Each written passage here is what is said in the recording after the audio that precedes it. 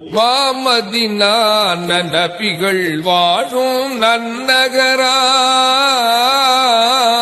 நானிலத்தில் சுவனம் என்னும் பொன்னகராம் மாமதினா நபிகள் வாழும் நன்னகராம் நானிலத்தில் சுவனம் என்னும் பொன்னகராம் மதினா சென்று சில காலம் மன்னர் நபிகளின் சன்னிதானம் மகிழ்வாய் நானும் வாழ்வதற்கு அருள்வாய் அல்லாஹூ